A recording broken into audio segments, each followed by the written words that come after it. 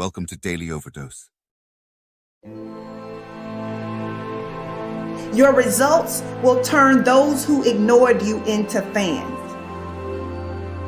So don't slow your progress because you're trying to convince other people. Don't slow your progress because you're trying to drag too many people with you. Sometimes you're not hitting your goals because you are carrying the weight of those around you. And some people are just not ready to go where you are going, and you've got to recognize that. Do not yield to distractions. Focus on you. So many people dream big dreams, but they never take any action. If you don't believe in yourself, you've already lost the battle. Not believing in yourself is a losing battle because either you won't try at all or you will convince yourself that you can't do it. And when you convince yourself that you can't do it, your results are going to confirm what you believe. And when your results confirm what you predicted, then you're going to say, see, this is who I am. Why should I even try? That is where you begin to fall short of your goals. You fall short of your goals when you predict that you're not going to hit them. And sometimes you're too focused on probability. You're asking yourself, well, what's the likelihood of this happening? Versus focusing on the possibility. Asking yourself, how would my life change if I accomplish this? Ask yourself that question.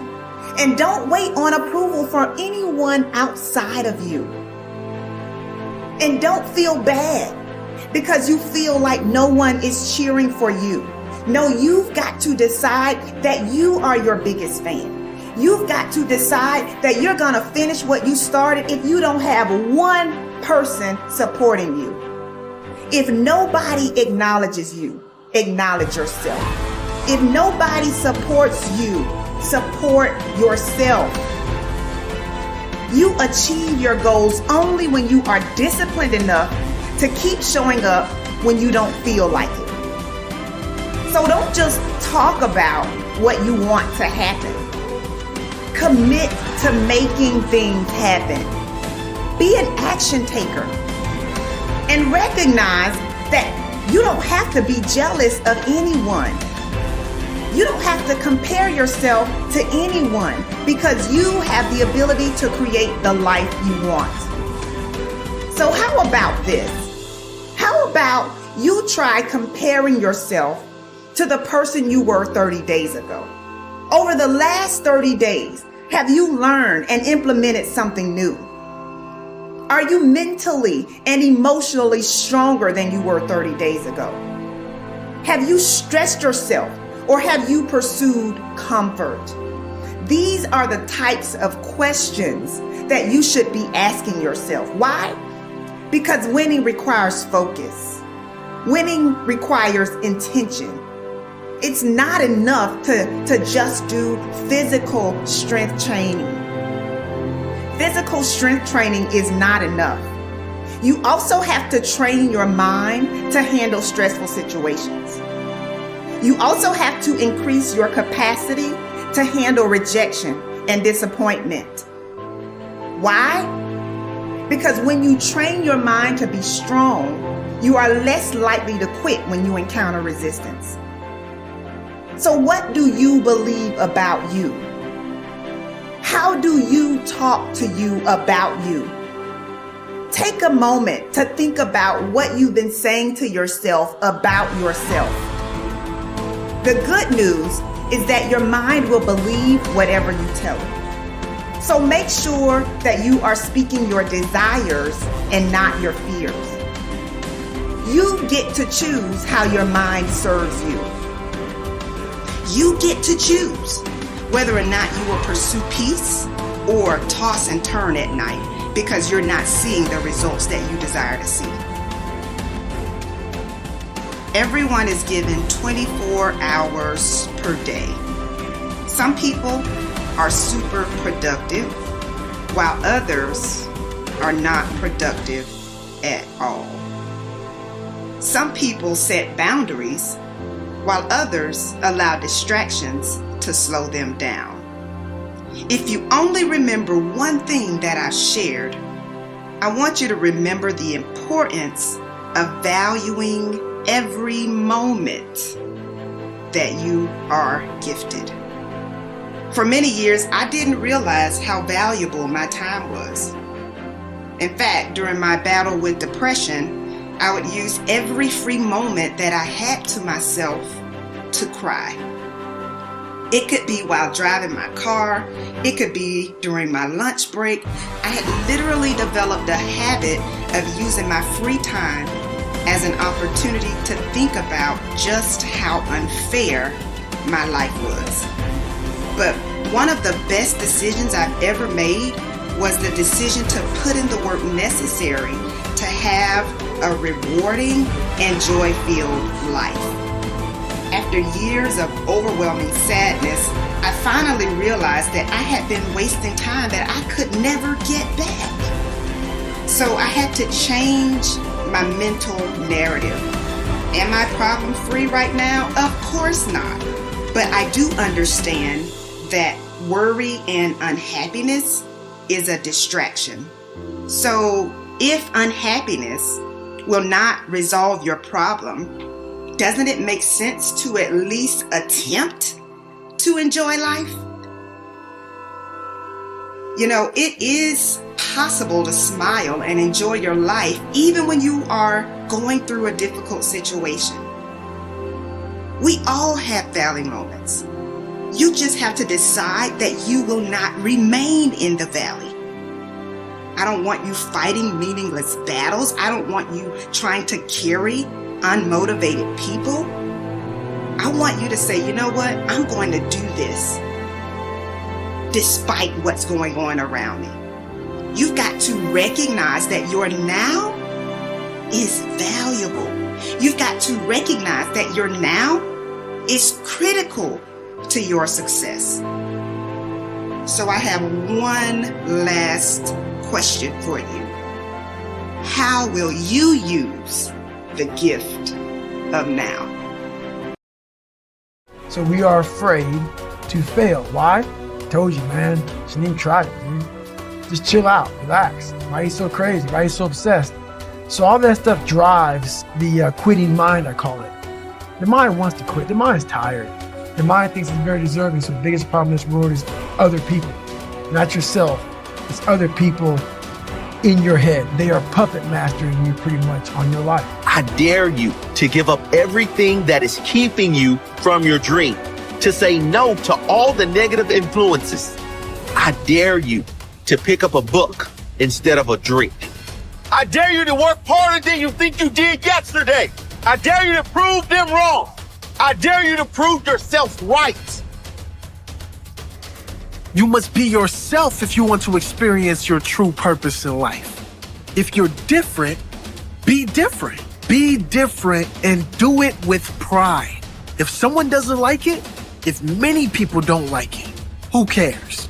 Your life would feel better and richer if you had a goal, you chase that goal, you accomplish some things, and you would get this boost of confidence, you get this boost of self-esteem, like whatever it is that you're into doing. The time has come for you to understand that you cannot depend on the opinions of others.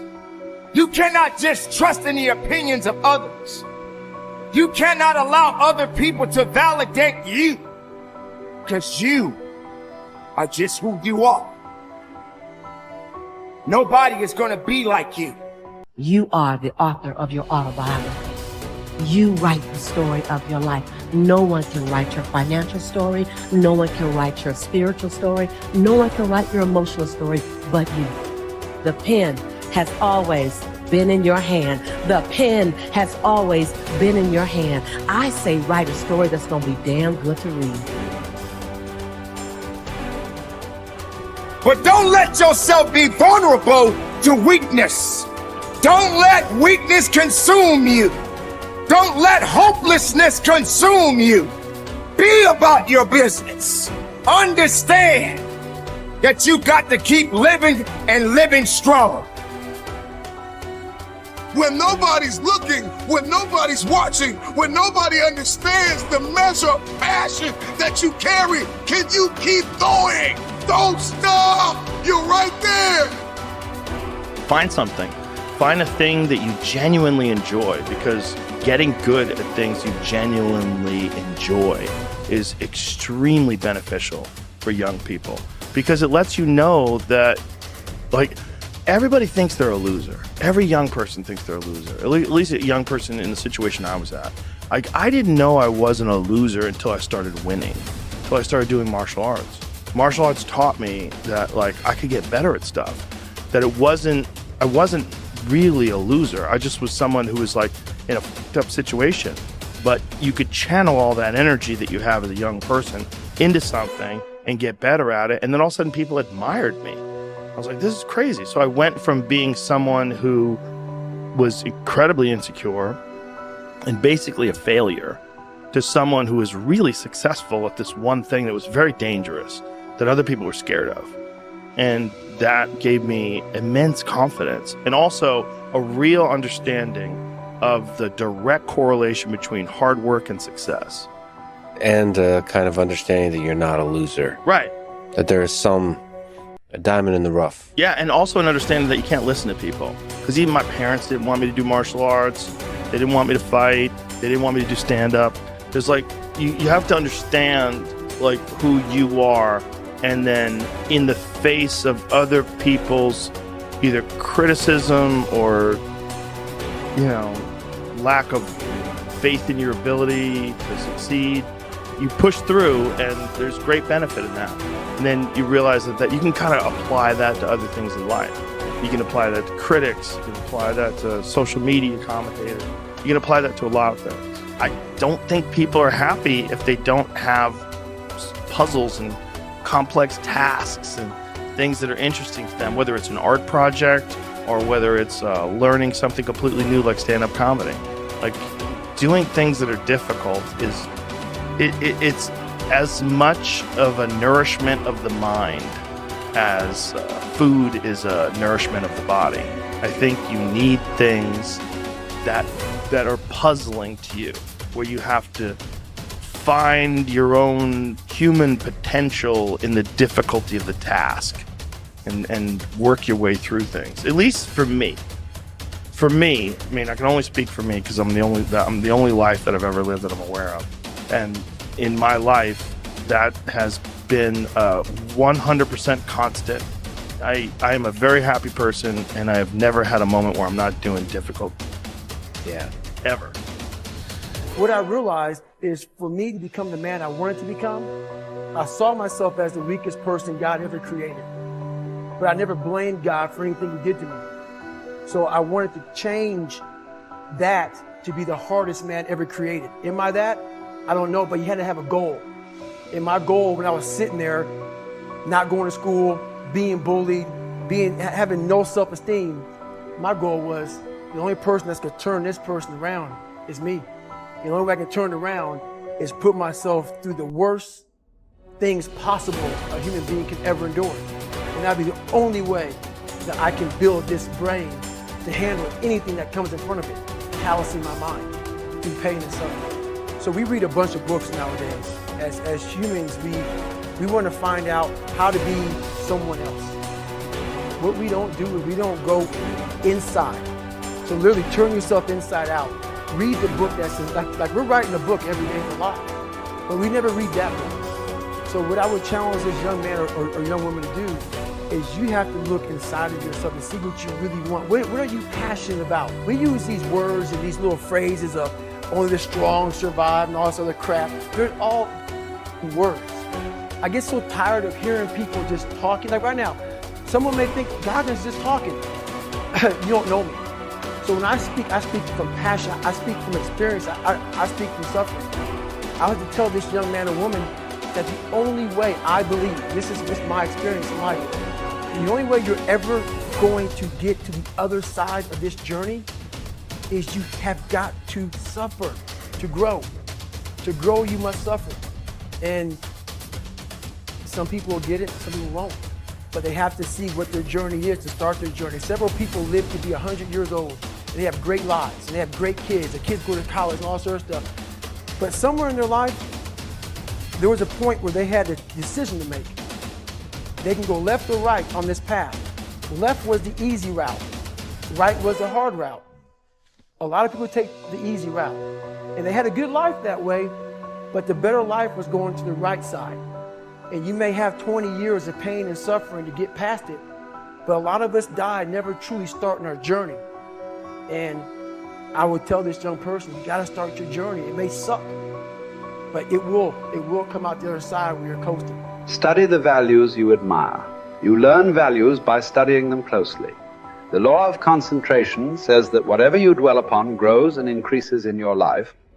What this means is that when you study and read stories about men and women who demonstrated the kind of values that you admire and respect, and then think about those stories and that behavior, those values sink ever deeper into your mind. Once these values are programmed into your subconscious, they create a propensity within you to behave consistently with those values when the situation requires them. For example, in military training, soldiers are continually told stories of courage, obedience, discipline, and the importance of supporting their fellow soldiers.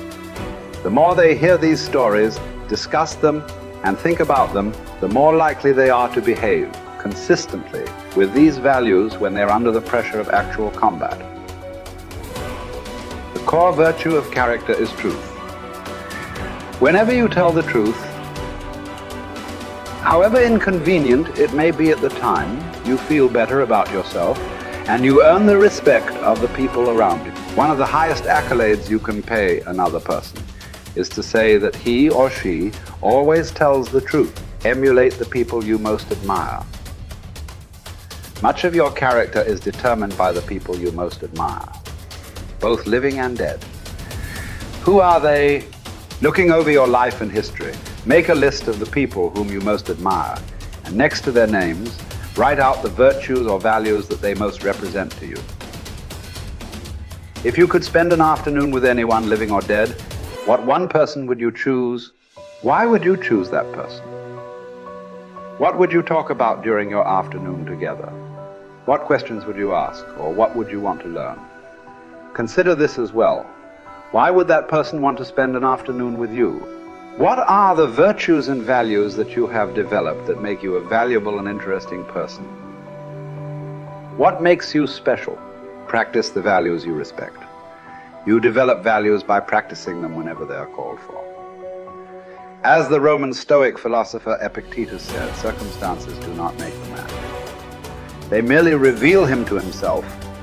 When a problem occurs, people tend to react automatically based on the highest values that they have developed up to that moment. We develop values by repetition, by behaving consistently with a particular value over and over again until it becomes a habit and locks in so that we come to practice it automatically. Men and women with highly developed characters behave in a manner consistent with their highest values, and they do so without thought or hesitation. There is no question in their minds about whether or not they are doing the right thing.